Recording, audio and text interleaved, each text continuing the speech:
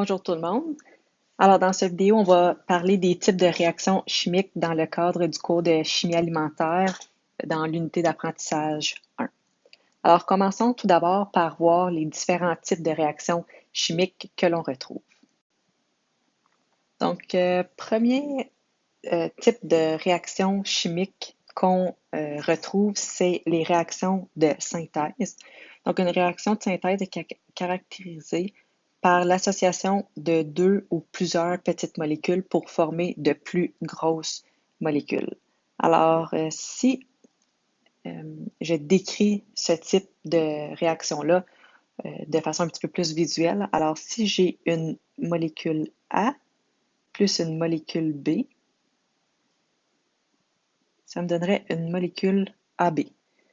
Donc, on va vraiment avoir un lien entre la molécule A et la molécule B pour donner la plus grosse molécule AB.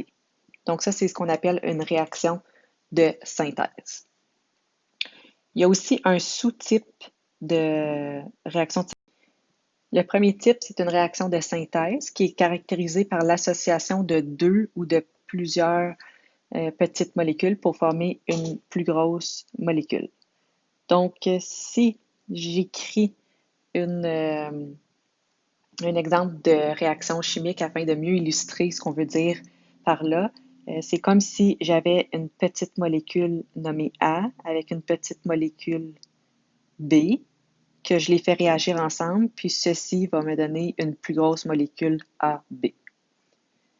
Donc, on commence avec deux petits réactifs et on obtient un plus gros produit, une plus grosse molécule. Les réactions de synthèse comportent un sous-type qu'on appelle synthèse avec déshydratation. Puis ça, c'est pareil comme la réaction de synthèse, cependant, on a la formation d'une molécule d'eau.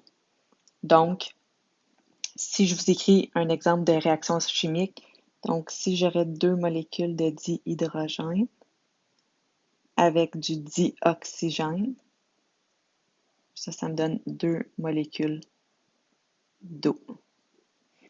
Donc, pourquoi synthèse? Parce que j'ai vraiment une association entre ces deux molécules pour me donner ici l'eau. Puis, donc, on part de deux plus petites molécules à une plus grosse. Puis,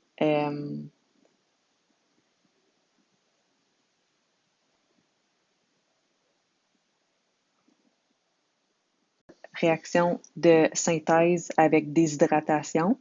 Puis ça, c'est pareil comme la réaction de synthèse. Cependant, on va avoir la formation d'une molécule d'eau. Donc, si j'écris en lettres ce que ça aurait l'air, par exemple, j'aurais une molécule A avec un groupement OH, plus une molécule B avec un groupement H, puis ceci me donnerait une molécule AB avec une molécule d'eau. Donc, lorsqu'on dit il y a une formation d'eau, donc c'est ce qu'on veut dire, on va avoir une molécule de H2O qui va être expulsée des deux molécules, mais qui vont se combiner. Donc, c'est pour ça qu'on dit déshydratation, parce qu'on éjecte de l'eau. Ensuite, on a aussi les réactions de dégradation. Dégradation, c'est la destruction d'une grosse molécule en plus petite, donc c'est le contraire d'une réaction de synthèse. Alors, si j'avais une molécule AB, j'obtiendrais une molécule A plus une molécule B. Donc, j'ai ma grosse molécule qui est détruite en deux petites molécules.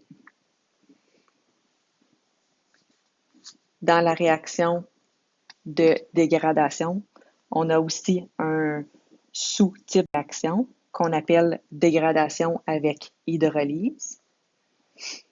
Puis, ça, c'est une réaction de dégradation typique, mais qui implique la présence d'eau dans les réactifs.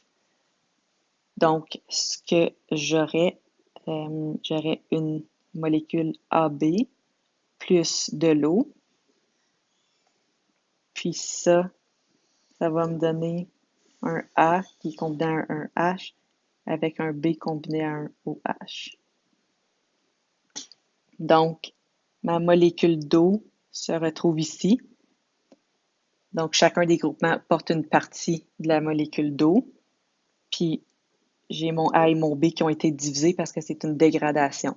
Donc, la grosse molécule est brisée en deux petites molécules.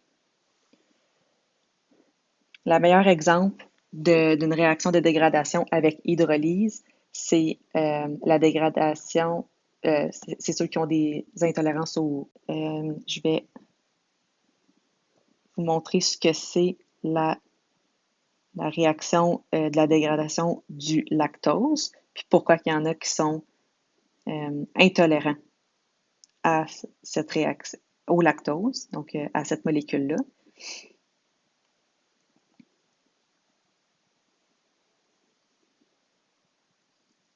Alors, qu'est-ce que la réaction typique, donc de quelqu'un qui digère bien le lactose?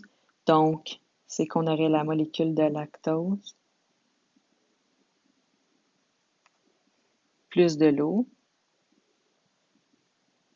Puis ça va nous donner deux molécules de glucose. OK? Puis, cette réaction-là est catalysée par l'enzyme lactase. Qu'est-ce qu'un enzyme?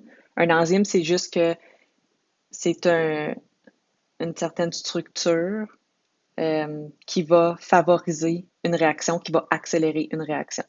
Donc, pour que cette réaction-là ait lieu, on doit être en présence de l'enzyme lactase qui va favoriser cette réaction-là, donc qui va la rendre possible. Par contre, les personnes qui sont intolérantes au lactose, c'est qu'ils n'ont pas l'enzyme lactase, donc cette réaction-là ne peut pas se passer. Alors, ils ne digèrent pas le lactose, ils restent avec le lactose dans leur métabolisme, au lieu d'obtenir deux molécules de glucose. Donc, ça, c'est ce qui explique l'intolérance au lactose. Puis c'est un excellent exemple d'une dégradation avec hydrolyse. Donc, ensuite, on a aussi les réactions de substitution. Une réaction de substitution est caractérisée par un remplacement d'un atome présent dans une des molécules des réactifs par un autre atome d'un autre des réactifs. Alors, qu'est-ce qu'on veut dire? Si j'ai une molécule AB plus une molécule C, j'obtiens une molécule AC plus B. Alors, qu'est-ce qui s'est passé? C'est que ces deux molécules-là sont interchangées. Okay, donc, on a eu un remplacement pour me donner une autre molécule. Finalement, le dernier type, c'est le réarrangement. Dans le cas d'une réaction de réarrangement, la molécule reste identique, sauf que les atomes changent de place dans l'espace de la molécule 3D. Donc là, moi, je ne vais pas dessiner en 3D, mais en gros, plus simplement, si j'avais une molécule AB, on pourrait dire que c'est comme si elle devient BA. Donc là, juste comme ça, on dirait que c'est la même chose. C'est quoi la différence entre AB et BA? Donc ici, c'est vrai que ça paraît semblable. Cependant, les molécules ont des structures 3D. Puis, c'est vraiment cette structure-là qui va changer de la molécule.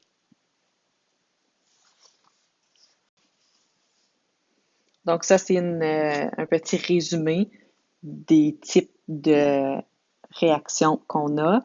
Il ne faut pas oublier qu'il y a un sous-type pour les réactions de synthèse. Donc, on a les réactions de synthèse avec des hydratations. Puis, on a aussi les réactions de dégradation avec hydrolyse.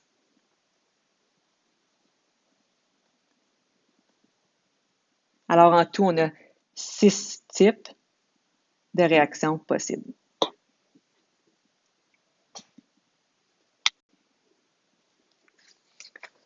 Alors là, on connaît les types de réactions vraiment dans plus un contexte général, donc qu'est-ce qu'ils font, comment les reconnaître.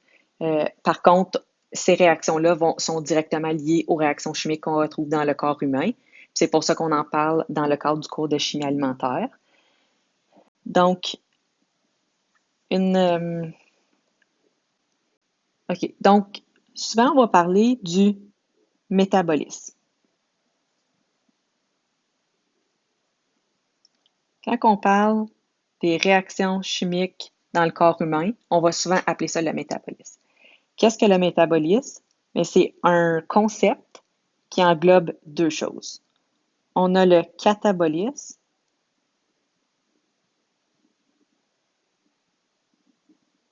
et on a l'anabolisme.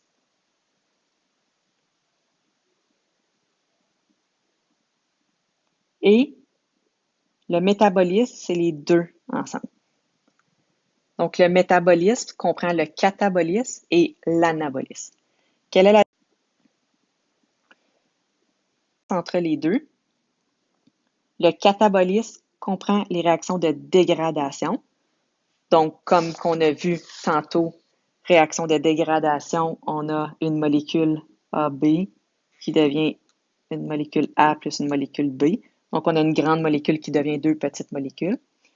Puis, ces réactions-là vont produire de l'énergie, qu'on va dénoter par un E accent aigu. Et le catabolisme et l'anabolisme sont directement à l'opposé. Donc, ici, on brise les molécules en plus petits morceaux, puis on fournit le catabolisme, lui, en liposé. On a aussi les réactions d'anabolisme, qui comprennent les réactions de synthèse, et elles consomment de l'énergie. Alors, l'anabolisme, c'est des réactions de synthèse. Alors, on aurait une molécule de A plus une molécule de B, plus de l'énergie, parce qu'on dit qu'elle consomme de l'énergie. Ça me donnerait une molécule de A et B. Donc, j'ai deux petites molécules pour en former une grosse. Donc, on agit, tandis qu'ici, on construit des grosses molécules, donc on consomme de l'énergie. Si on retourne ici, on a dit que l'anabolisme consomme de l'énergie. Donc ici, on demande de quel endroit provient l'énergie nécessaire aux réactions anaboliques. Donc, comme qu'on a dit tantôt, l'anabolisme consomme de l'énergie. OK? Donc, on a besoin d'énergie pour faire des réactions anaboliques. Donc, ici, on va mettre un E, consommer. On va mettre un petit C pour consommer. Alors que le catabolisme, lui, il produit de l'énergie. Donc, on va mettre un petit P. Okay? Donc, ici, l'anabolisme consomme, alors que le catabolisme produit de l'énergie. Alors, vous aurez deviné que un est nécessaire à l'autre et que l'équilibre va se faire entre la production et la consommation. Alors, ça ici, c'est comme un cercle. Alors, on a besoin de l'anabolisme pour avoir le catabolisme et on a besoin du catabolisme pour faire l'anabolisme. Puis, c'est pour ça que le métabolisme a besoin des deux types de réactions pour bien fonctionner. Alors, on a besoin d'une production d'énergie, mais aussi d'une consommation parce qu'on ne voudrait pas avoir un trop plein d'énergie. Alors, c'est ce qui conclut les types de réactions chimiques dans le corps humain.